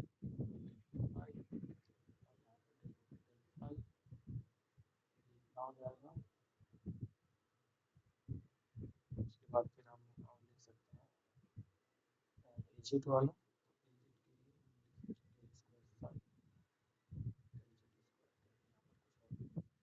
अगर हम इसको देखें कि वाकई में लैप्लासियन कैसा आ रहा है कोऑर्डिनेट सिस्टम में, तो हम देख रहे हैं कि एग्जैक्टली जैसे हमने लिखा है वैसा ही है। आपको स्क्रीन शेयर करके दिखाना चाहता हूँ बड़ी स्क्रीन में। यहाँ पर हम देख रहे हैं सबसे पहले one over s del over del s s del y over del psi over del s और इसको हम इस तरह से लिखेंगे del square psi double derivative या साइन का del square psi sorry del square psi one over s del over del s s del psi over del s plus one over s del phi over s del phi over del psi over del phi. तो हम यहाँ से ये भी देख सकते हैं कि एस जो है इसका वेरिएबल है तो उसको बाहर भी निकाल सकते हैं s square one over s square del square psi del psi square कर सकते हैं और यहाँ पर del over del z square पहले से ही है। तो ये हमारा पूरा सीन है। अब मैं इसको आपको दिखाना चाहूँगा। ये मिल रहा है। तो अब लैप्लासियन ऑपरेटर है, तो अब हमें क्या करना है, हमें कैलकुलेट करना है gradient and Laplacian of the function of this. तो यहाँ पर हम देख रहे हैं कि ये जो है एक एक स्फेरिकल कोऑर्डिनेट सिस्टम में है। तो हम सबसे पहले इसका ग्रेडियंट कैलकुलेट कर लेते हैं। तो ग्रेडियंट कैलकुलेट करने के लिए साइन थीटा कॉस फाई। तो हम यहाँ पर जाते हैं,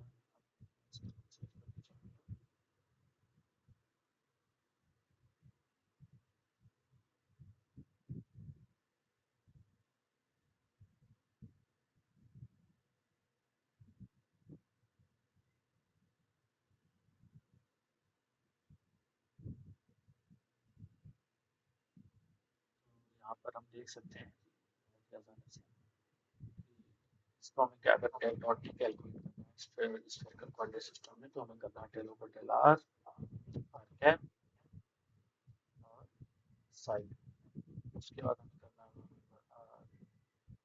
del theta sine theta cap plus 1 over r sine theta phi phi cap और साई साई और हमारा sorry psi is equal to हमारा टी है।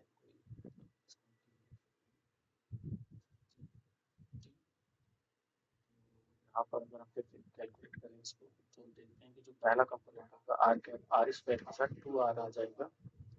उसकी पार्शियल डेरिवेटिव आर की टर्म चेंज होगी। उसके बाद फिर थीटा वाली टर्म चेंज होगी थीटा कैप के साथ आर थीटा थीटा कैप वाली टर्म चेंज होगी r square minus sine theta cos theta cos phi. और इसी तरह से फिर हम फाइव कैप वाली टर्म्स कंसीडर करेंगे और r phi theta phi phi cos theta sine theta derivative of cos phi minus sign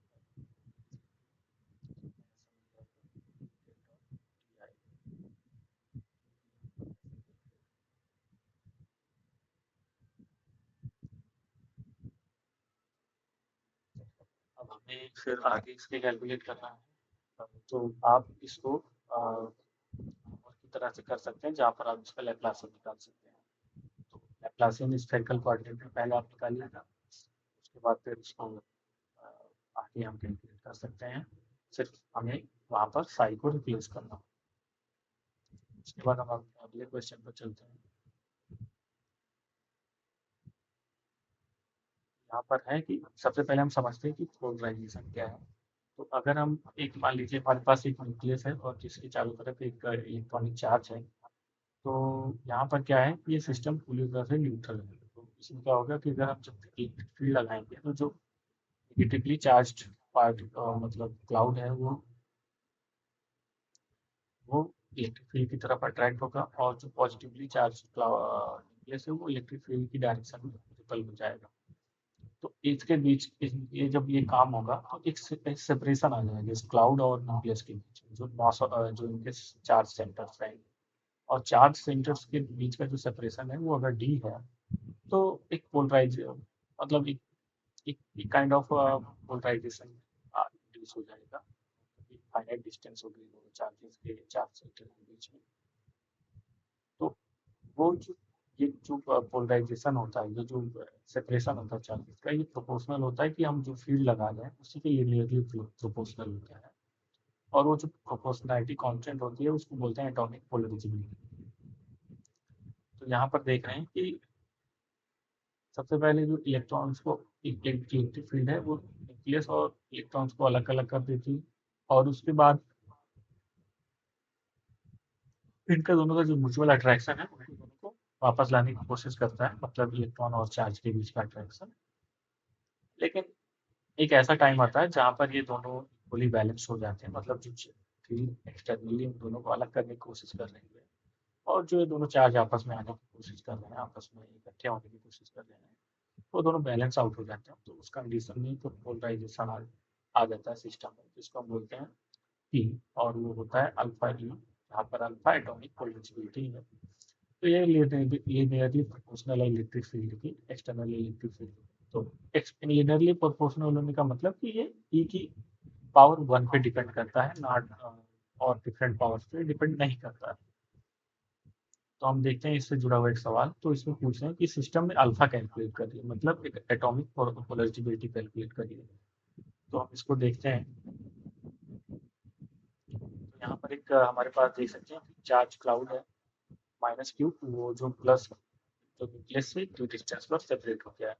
सबसे पहले और एक एक्सटर्नल इलेक्ट्रिक फील्ड प्रोजेक्ट्स में ऐसा हुआ है। तो हम क्या करेंगे, सबसे पहले हमें दिख रहा है कि ये स्फेरिकल है। तो उससे पहले मैं एक आपको शेयर करके दिखाता हूँ कि हम इसको कैसे सॉल्व करें।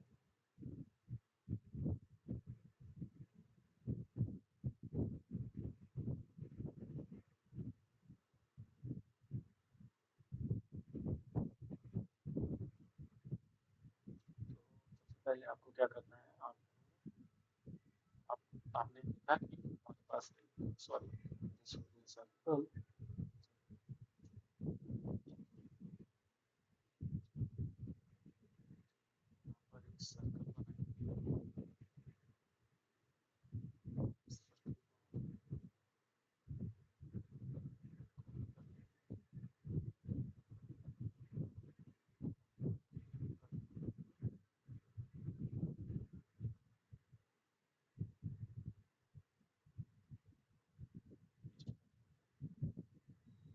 तो आप देखते हैं कि सर यहाँ पर जो सेंटर था इस पे चार्ज था, और चार्ज था हमारा,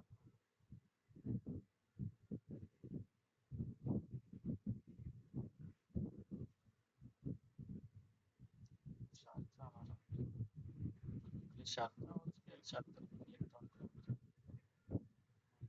और इसका जो चार्ज सेंटर था ये यहाँ पर था ओरिजिन। इसकी वजह से चारों तरफ से बैलेंस थे, और इनमें जो न्यूट्रल मतलब न्यूट्रल थे एक तरह से, तो जो टोटल चार्ज इसमें था वो जीरो था। अभी फिर हमने क्या किया, हमने इलेक्ट्रिक फील्ड अप्लाई कर दिया। इलेक्ट्रिक फील्ड अप्लाई किया तो क्या हुआ कि ये जो चार्ज सेंटर है से डी डिस्टेंस मूव कर गया with respect to the electron cloud. यहाँ पर ये मूव कर गया और ये डिस्टेंस थी, तो ये माइनस क्यू था, टाइप का डाइपोल जैसा डिस्टेंस है। तो इसकी वजह से हमें फिर पोलराइजेशन आ गया सिस्टम में, इस सेपरेशन। तो हम देखते हैं कि पोलराइजेशन कैसा है, मतलब किस सेपरेशन पे निर्भर करेगा और चार्ज के मात्रा पे निर्भर करेगा। तो देखिए सबसे पहले हम क्या करेंगे, हम सबसे पहले अगर हमारे पास चार्ज है और उससे अगर हम डिस्टेंस पर चार्ज की वैल्यू जो है वो एक सरफेस सॉरी फॉर स्फीयर की तरह है, और जिसमें कि हम चार्ज है, तो उससे अगर हम डी डिस्टेंस पर एक इलेक्ट्रिक फील्ड कैलकुलेट करेंगे तो कैसे करेंगे, तो आप चार्ज है और ये यहाँ से डिस्टेंस है, यहाँ पर क्या होगा, यहाँ पर डिस्टेंस है और हमें पता है कि चार्ज डेंसिटी और यूनिफॉर्म है। हम क्या करेंगे, कुछ इंटीग्रल लगाएंगे, और जिसके अंदर चार्ज चार्ज कितना इंक्लोज होगा, चार्ज डेंसिटी जो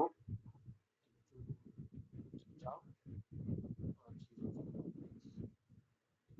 एस में डिस्टेंस में कैलकुलेट ओवर एप्सिलॉन नॉट। तो जो हम हमें पता है कि जो रो होगा वो होगा टोटल चार्ज क्यू ओवर 4/3 पाई। अगर इंक्रीज की सर्कल की रेडियस और यहाँ पर जो वॉल्यूम होगा अगर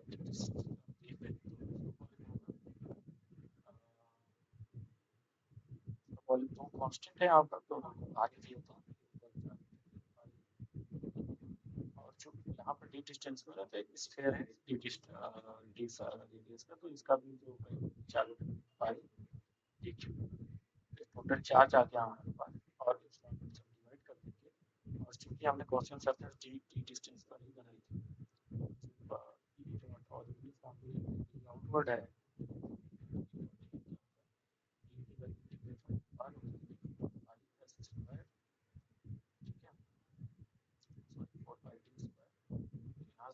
ई हमको मिलेगा वो मिलेगा एप्सिलॉन नॉट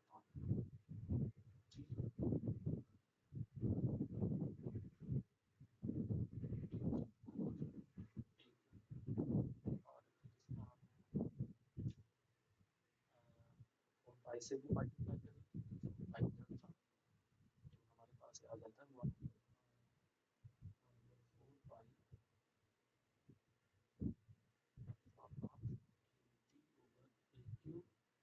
अब यहाँ से हमें पता है कि जो ई का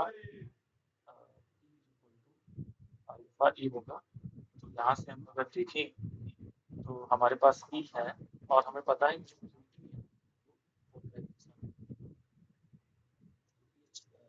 चार्ज और मल्टीप्लाई बाय द डिस्टेंस है, ये डाइपोल मोमेंट है पर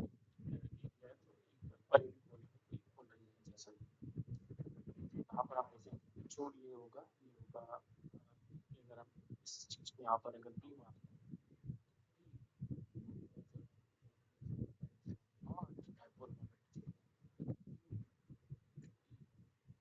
डाइपोल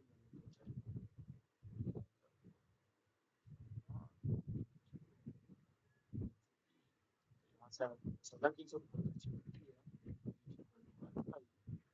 कंपेयर करने पर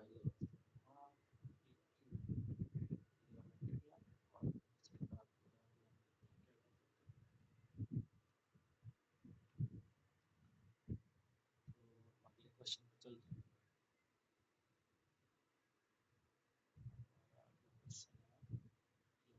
इंटरेक्शन एनर्जी कैलकुलेट करनी है दो डायपोल के बीच में जो आर डिस्टेंस पर सेपरेट है। सबसे पहले क्या करेंगे,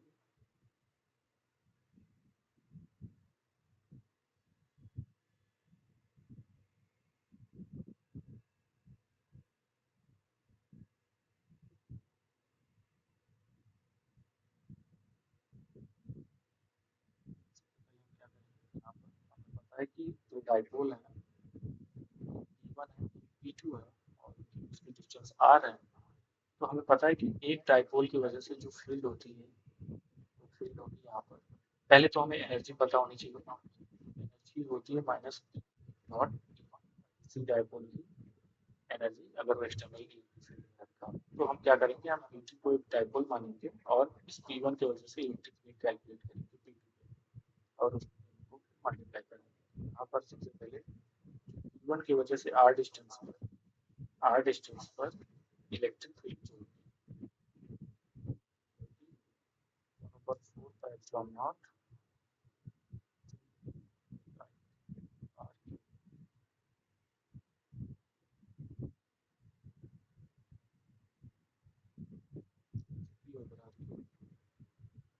डायपोल की वजह से उसी एक्सिस पे फील्ड हो गई। अब हम अगर एनर्जी कैलकुलेट करेंगे तो क्या होगा, माइनस ई डॉट ई होगा, तो यहाँ पर ये कैसे होगा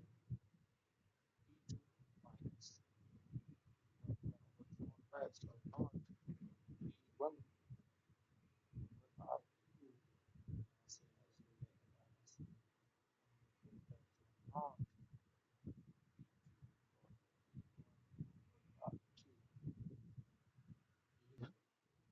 तो अभी अभी हमने क्या मान के चला है कि हमारे जो डाइपोल्स हैं एक ही एक्सिस में अलाइंड है, मतलब बीच में एंगल जीरो है। लेकिन अगर दो डाइपोल हैं और बीच में एक एंगल है थीटा,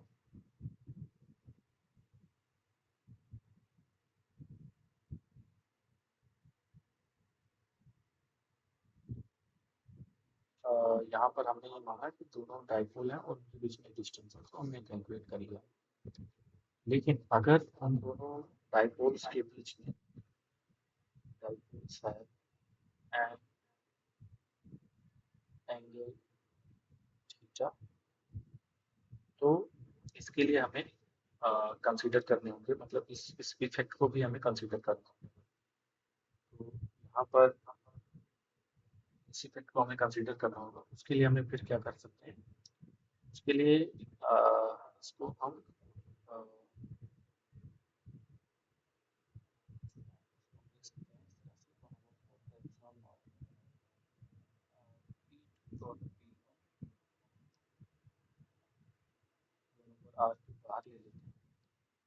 -3 P1 डॉट आर। तो क्या मतलब है? ये जो वैल्यूज है ये बताते हैं कि जो यहाँ पर है कि दो एंगल क्या है डाइपोल के बीच में।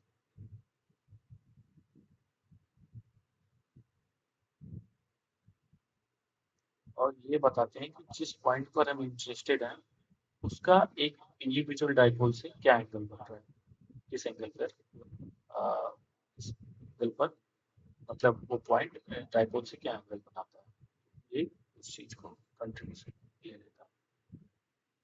इसके साथ ही फिर हम देखते हैं कि मतलब क्वेश्चन हमारा क्या है। क्वेश्चन है बाउंड चार्ज। तो अभी क्वेश्चन हमारा बाउंड चार्ज से रिलेटेड है। उससे पहले हम बाउंड चार्जेस समझ लेते हैं कि क्या है। तो हमें पता है कि जो पोटेंशियल होता है एक डाइपोल की वजह से वो पी डॉट आर होता है ओवर आर स्क्वायर। इसकी dimension still one one over r है। जो तुम देखो जो पी है वो क्यू से मिलकर बना है। मतलब डी में एक डायमेंशन है मीटर की और वो मीटर से मीटर कैंसिल हो जाएगा तो क्यू ओवर आर टाइप ही है। उसके बाद फिर हम देखते हैं कि आ, जो पोटेंशियल है उसको हम पोलराइजेशन के टर्म्स में भी लिख सकते हैं क्योंकि डाइपोल है तो डाइपोल किसी एक पॉइंट के लिए चार्ज के लिए रहा होगा। लेकिन मान लो आपके पास एक चार्ज डिस्ट्रीब्यूशन है तो वहां पर हम ऐसा लिख सकते हैं p dot r r cap r square d tau. तो जहाँ पे पी डॉट आर कैप जो है पी डॉट आर कैप ये क्या बताएगा, ये आपका एक टाइप से पोलराइजेशन डेंसिटी बताएगा। और उसको हम अगर उस पूरे वॉल्यूम में कैलकुलेट कर लें तो हमें क्या मिल जाएगा, एक चार्ज मिल जाएगा। और चार्ज डेंसिटी जो चार्ज मिलेगा charge density over r square वो पोटेंशियल हो जाएगा जैसे यहाँ पर सेम चीज यहाँ पर है। लेकिन हमें एक चीज और पता है कि जो del of one over r होगा वो r cap over r square होता है। ये मैं पहले हमने निकाल चुका है। तो उसको हम सब्सटीट्यूट कर देते हैं इस इक्वेशन में। तो यहाँ पर हम देखते हैं कि ये p dot del one over r type है। इसका मतलब ये एक फंक्शन रहा होगा जहाँ पर del prime of one over r into p vector. तो हमें पता है कि इसका हम फिर इंटीग्रेशन करेंगे क्योंकि ये डेल डॉट पी वेक्टर था।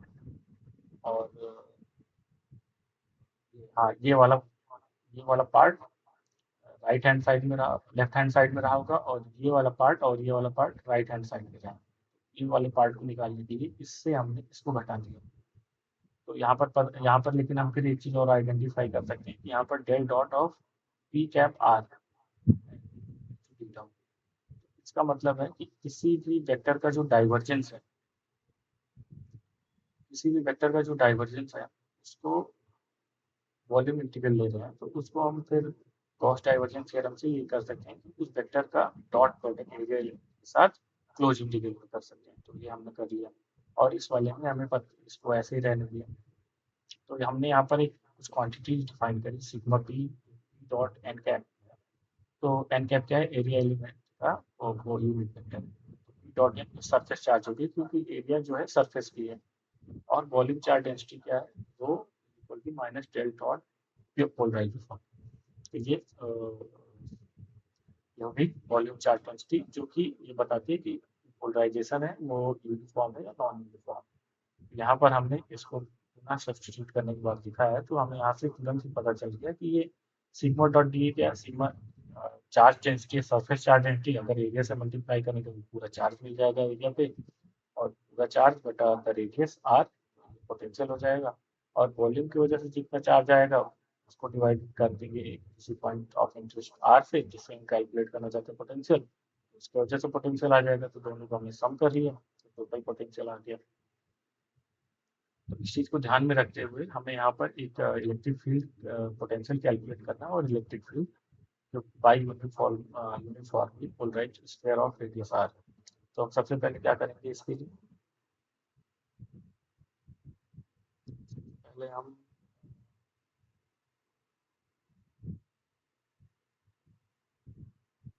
को बना लेंगे जिसका एक पोलराइजेशन है पी है, तो वो यूनिफॉर्म है मतलब, और एक आर डिस्टेंस है और थीटा कैप डायरेक्शन है और जेड कैप है और ये थीटा है। मान लो यहाँ पर कोई एलिमेंट आप ले रहे हो, एरिया एलिमेंट, तो चूंकि यूनिफॉर्म है, मान यूनिफॉर्म होने का मतलब है जो ये पोलराइजेशन है इसको इस तरह से इंड्यूस किया गया है जेड डायरेक्शन। मैं फिर अलग से बनाते हैं तो ये यूनिफॉर्म है, यूनिफॉर्म को हम लिखेंगे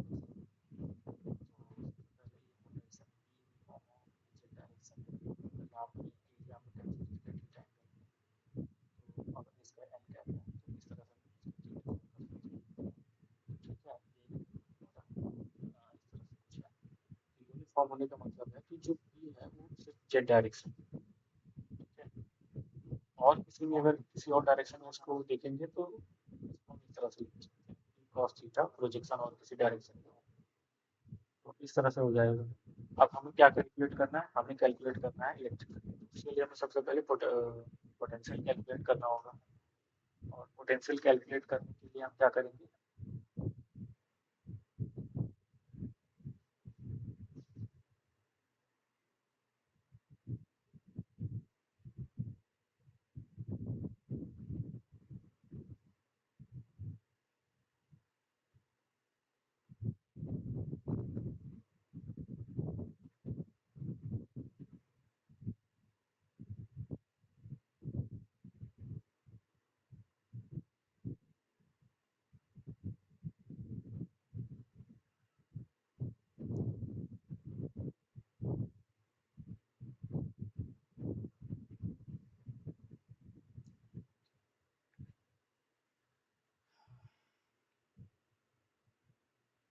sorry for the interruption, but so here we can go. So we have now this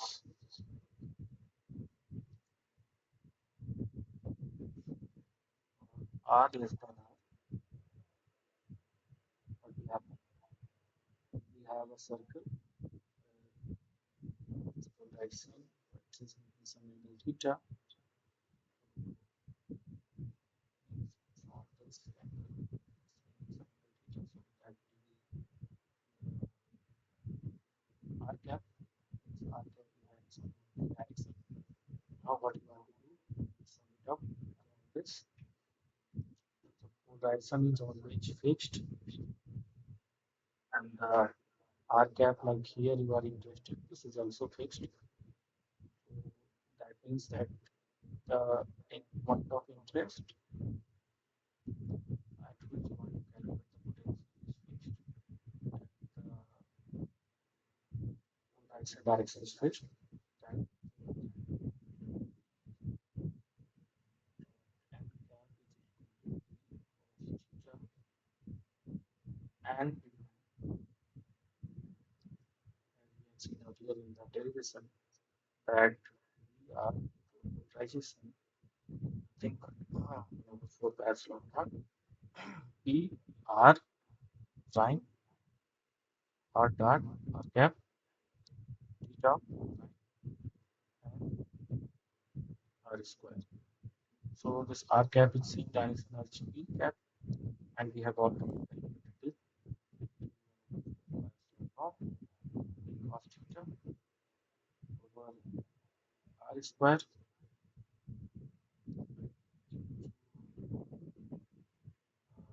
this volume is but 4 by 4 pi by 3 r cube,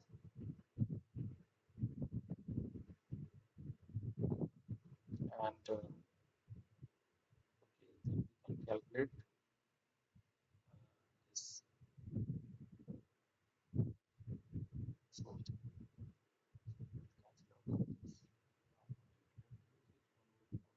not theta by 3. So you are left with nothing but r is nothing but sorry,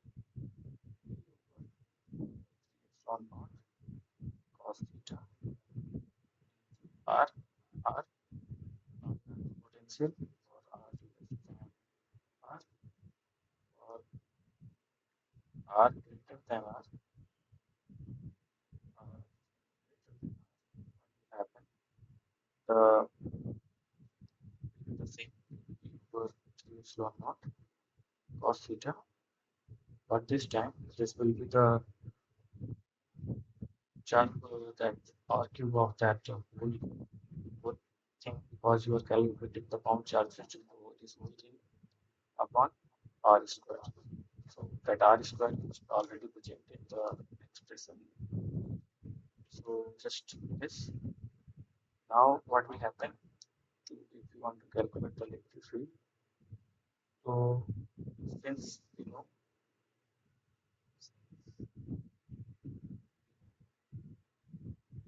R cos theta is spherical coordinate sheet, that means if you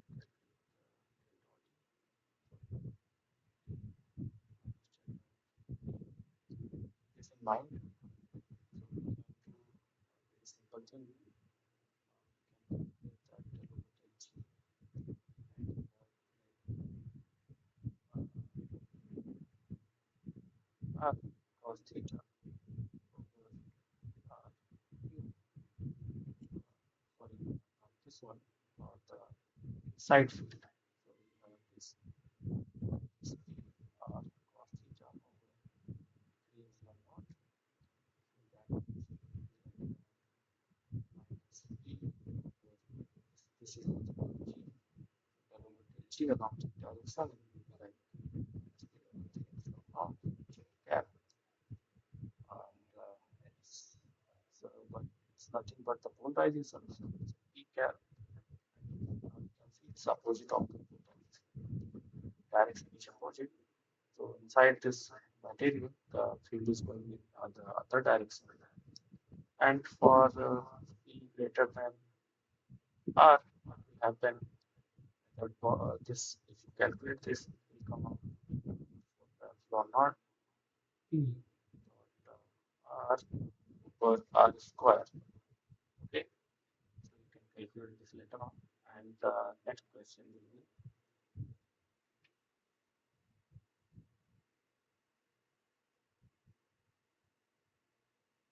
this we have done. Now the origin of polarization charge density. So here you can see two types of figure, figure A and figure B. So origin of polarization charge density. First one is the bulk charge density due to divergence of polarization. The second is surface charge density due to uncompensated charges of the surface. So here you can see like the bulk charge density, that means rho B, arises when there is a diverging kind of polarization, because you can see there is this arrows that are coming out of the center, they are diverging. Then only then the polarization will be zero. But if they are not diverging and they are like this, so there will be only the surface charge densities, not the bulk charge density rho B. That like in the previous case, the polarization was uniform, like this, like this, like this along the direction. So there were no rho B in the system, it was zero, but that there were surface bounded charges, not the volume bounded charges. So similarly, we can see here. Now, if we have sphere with radial distribution of polarization, calculate the surface and volume charge density. So this one we can do very easily. So what we are given here, what we are given here is this.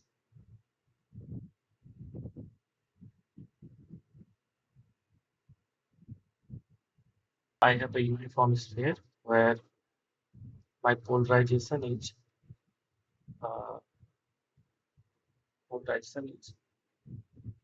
in the it's uniform, but it's in the r cap direction. So what you can do actually is you can just calculate the del dot p, and that will give you the rho p. So uh, what you can do here is that first you can define the polarization, and then later on you can define the charge density. this is our polarization. This is something like this. So along the radius r cap. So first we calculate the UV. Sorry, we have to calculate the sigma b at the surface here somewhere here. So the peak will be always the n cap at the surface, and it is always in the direction of r cap. So that means P dot n will be,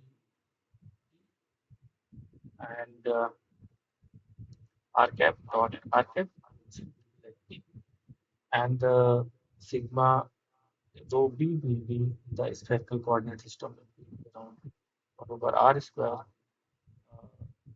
Sorry, this will be 10 over del r square, and the r cap is nothing but P. So we can calculate 1 over r square and into 2rp, like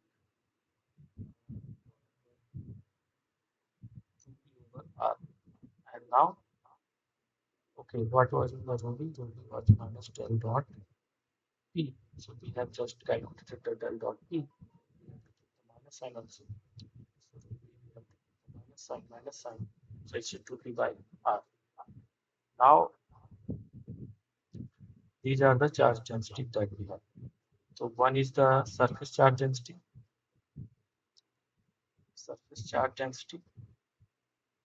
that is mu b,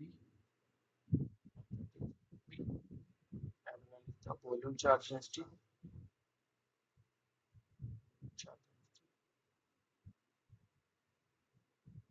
charge that is rho b is equal to sorry minus 2 r. Calculate the total charge. So you have to multiply and for a sphere of let's say radius a, it will be it's the polarization into 4 pi r square. But the volume charge density, if you want to calculate, you have to multiply with the volume. Minus 2p r into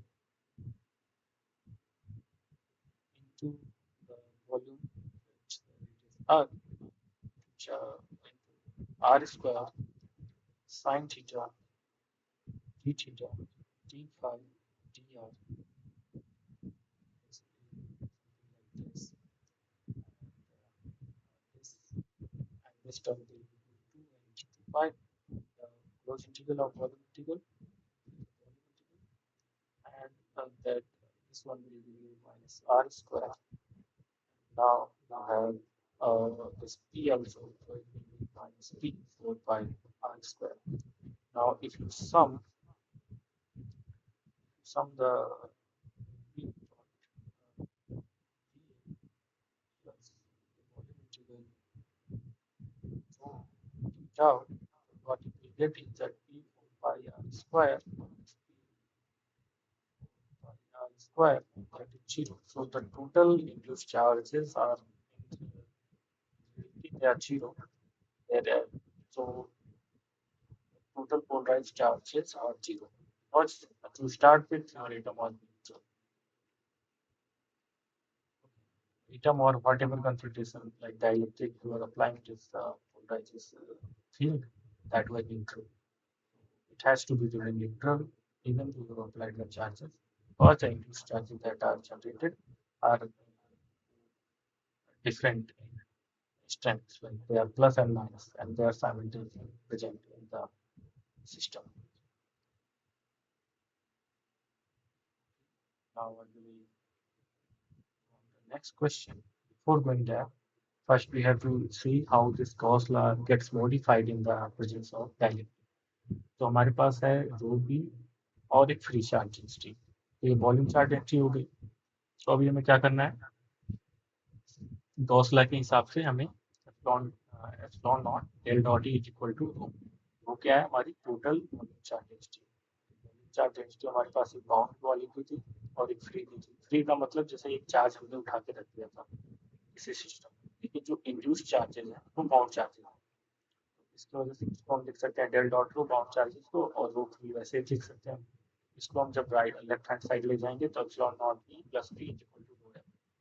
तो मतलब एक जो ये Gauss law है वो modify हो गया। अभी हम देख सकते हैं कि जो पहले था गॉस लॉ वो था del dot u equal to f over epsilon. मतलब यहाँ पर एक एडिशनल टर्म आ गया है कि जिसको हमें सम करना पड़ेगा, तब हम डाइलेक्ट्रिक मीडियम में गॉस लॉ को लिख पाएंगे। तो इसको एक नया वेक्टर हम डिफाइन करते हैं जिसको हम बोलते हैं इलेक्ट्रिक डिस्प्लेसमेंट वेक्टर डी। तो अब ये नया मॉडिफाइड गॉस लॉ इस तरह से काम करता है, del dot D is equal to rho F और del dot D is equal to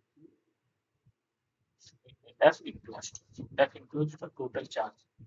okay, इस तरह से हम डिफाइन करते हैं। अब हम इस पे बेस्ड कुछ बाउंड्री कंडीशन देखेंगे। तो हम देखते हैं कि पहली बात तो अगर हम हमारे पास दो मीडियम है 1 and 2, और अगर उसमें हम एक सिलेंडर सिलेंडर बनाएं और जिसका एरिया ए है और सब कुछ लेंथ एल है, तो हम देखते हैं कि जो Gauss law modified Gauss law हमने देखा उसके हिसाब से del means d dot n dot d मतलब एरिया इंटीग्रल इसके जो इस यहाँ पे इस जो सिलेंडर है इसके अंदर जितना चार्ज हमने इकट्ठा किया है उसके बराबर होगा। जो बाउंड्री पे चार्ज है तो बाउंड्री चार्ज डेंसिटी हमारे पास सिग्मा है और जो एरिया है वो ए है, तो सिग्मा ए है टोटल चार्ज। तो चूंकि अब इसके ये एन कैप जो है परपेंडिकुलर है सरफेस के, तो परपेंडिकुलर कंपोनेंट ही इसमें डॉट प्रोडक्ट में सरवाइव करेंगे और वो इस तरह से कुछ रिलेटिव हो जाएंगे। तो D two perpendicular minus d one perpendicular equal to sigma, और एरिया जो है डी से सेम हो जाएगा तो वो कैंसिल आउट हो जाएगा। अब देखिए अगर हम एक इस रेक्टेंगल बनाए किसी बाउंड्री पे, तो हम देखेंगे कि अ, अगर हम इस रेक्टेंगल के around E dot DL calculate करें, मतलब इस डायरेक्शन में इस डायरेक्शन में इस डायरेक्शन में इस डायरेक्शन में, तो हम देखेंगे कि अगर हमारा इस width is very small very infinitesimal small, तो ये जो इंटीग्रल है वो जीरो होगा, तो कर्ल जीरो होगा, कर्ल जीरो होगा इंटीग्रल। यहाँ से हमें ये पता चलेगा कि E2 parallel minus E1 parallel is equal to zero, मतलब E2 is equal to E1। इससे हमें इस तरह से कुछ मॉडिफाइड चीजें मिलती हैं। मतलब ये हमारे इलेक्ट्रिक फील्ड बाउंड्री पे इलेक्ट्रिक फील्ड की कंडीशंस होती है। इनको यूज करके हम क्वेश्चन भी सॉल्व करेंगे। जैसे हमारे पास है एक इलेक्ट्रिक फील्ड है जहाँ पर टू पैरेलल प्लेट रखी हुई है वैक्यूम में और उनके बीच में एक इलेक्ट्रिक फील्ड ई है, और एक स्लैब डाइलेक्ट्रिक कांस्टेंट ऑफ √3 उनके बीच में रखी जाती है। और ऐसी रखी जाती है कि नॉर्मल जो स्लैब का है, सॉरी स्लैब पे अगर हम ऐसे ऐसे रखें और उस पर नॉर्मल खींचे उसके सरफेस पे, तो वो जो है वो वो है वो इलेक्ट्रिक फील्ड की लाइन से 45 डिग्री बनाता, मतलब लगभग ऐसे करके सिस्टम। अगर ऐसे स्लैब है तो उसमें ऐसे करके रखा है, ऐसे ऐसे करके रखा है। तो अब क्या है उसमें इलेक्ट्रिक फील्ड लेफ्ट साइड, अब हमें क्या करना है, find the angle between the electric field electric lines in the medium and the dielectric slab. तो पहली बात तो मीडियम जो है मतलब मीडियम 1 and 2। तो पहली बात तो मीडियम है वैक्यूम, दूसरा मीडियम हमारा डाइलेक्ट्रिक स्लैब। तो हमें तो यहाँ पर अपनी बाउंड्री कंडीशंस लगानी होगी, हमें पता है, तो हम इसको सॉल्व करेंगे। तो सबसे पहले हमें ये कंडीशन याद रखनी होगी।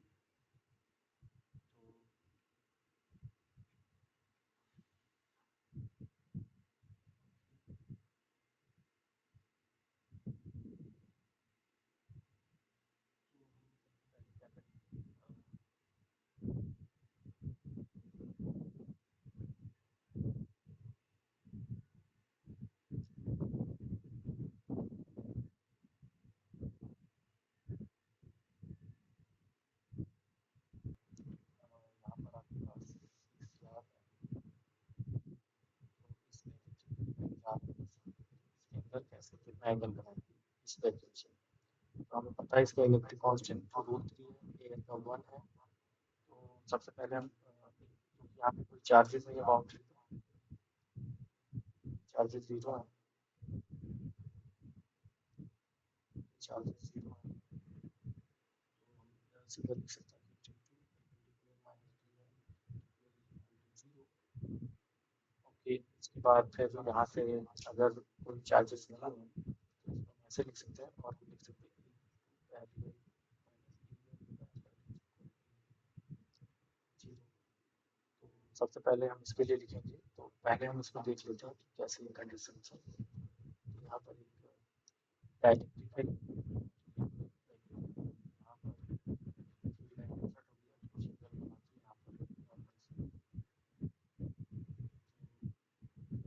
इंसर्ट हुई, यहाँ पर कुछ अगर बनाई थीटा, थीटा वन है, थीटा टू का, तो हमें क्या करना होगा, हमें सबसे पहले इसके पैरेलल कंपोनेंट देखने होंगे, और उसके बाद फिर कंपोनेंट कंपोनेंट पैरेलल कंपोनेंट हो जाएंगे हमारे, पैरेलल कंपोनेंट हो जाएंगे हमारे, अगर ई यहाँ पर इसका इधर वाला इंसर्टेड है, और सॉरी अगर ई वेक्टर है यहाँ पर, वेक्टर है यहाँ पर, और इधर टी टू वेक्टर और टी वन वेक्टर है, तो हम जानते हैं कि हमें पहले इसका टेंजेंशियल कंपोनेंट कैलकुलेट करना होगा, मतलब अगर वेक्टर यहाँ पर ई वन था, इसका इस डायरेक्शन में जो होगा वो साइन थीटा होगा, ई वन साइन थीटा, और ये अगर एंगल थीटा टू है से, ये वाला जो कंपोनेंट होगा ये होगा equal to e two sine theta, और हमें पता है कि कोई चार्ज नहीं है बाउंड्री पे, तो D two perpendicular is equal to D one perpendicular, D one D two perpendicular क्या हो जाते हैं, क्योंकि हमें पता है epsilon naught E plus B is equal to D, तो epsilon naught E perpendicular plus B perpendicular is equal to D, but हमारे पास जो सरफेस यहाँ पर इसको हम लिख सकते हैं epsilon r e epsilon r epsilon r epsilon naught e vector is equal to d vector, ये सब यहाँ पर ये रिलेटिव पर होता है, तो यहाँ पर हम इसको इस तरह से लिख सकते हैं, तो हमें पता चल गया कि जो डी टू है एप्सिलॉन आर के साथ एप्सिलॉन नॉट, और इसका परपेंडिकुलर जो भी है ई के रिस्पेक्ट में वो हो जाएगा cos थीटा, यहाँ पर ई आर सॉरी पहला मीडियम एयर है, तो यहाँ पर डी वन और cos थीटा हो जाएगा, ये परपेंडिकुलर हो गए और इक्वल हो गए, तो यहाँ से कैंसिल हो जाएगा, epsilon r cos theta two theta one, यहाँ से ऐसे हो जाएगा इक्वेशन वन, और हमारे पास एक इक्वेशन पहले से जहाँ पर हमने कर रखा है, sorry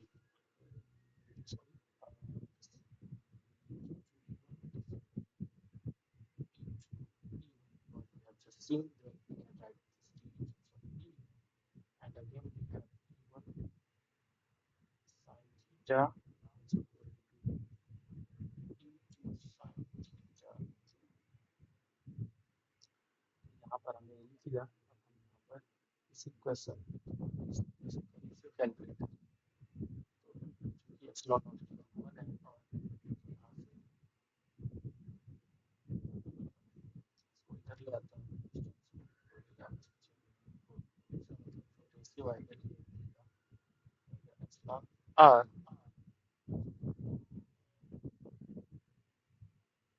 tan theta 2 over epsilon are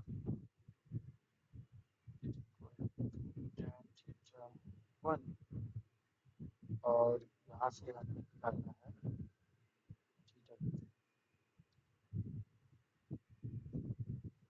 तो tan थीटा 1 कितना था हमारा 45 डिग्री था, थीटा था 45 डिग्री पे हो रहा था, 45 था, इसका मतलब ये हो गया 1, और tan थीटा 2 हमारे पास जो था हो जाएगा 1 बार, और हमारे पास था tan theta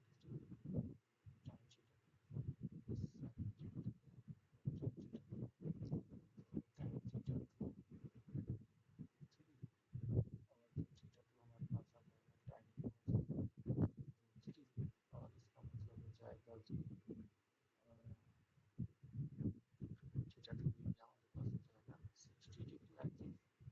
Because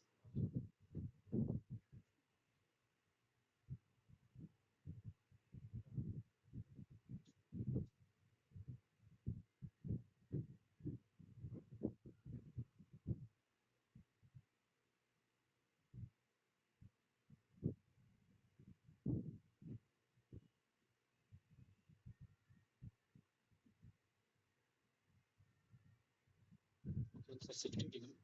So that was the angle theta 2 minus theta 1 will be 60 minus 5. Okay. Now the next question.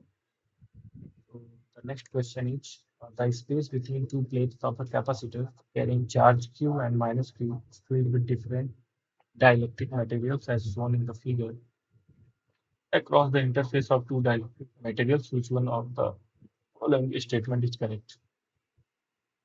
So here is the E and D are continuous. Q and D is E and D are continuous. E is continuous. D is discontinuous.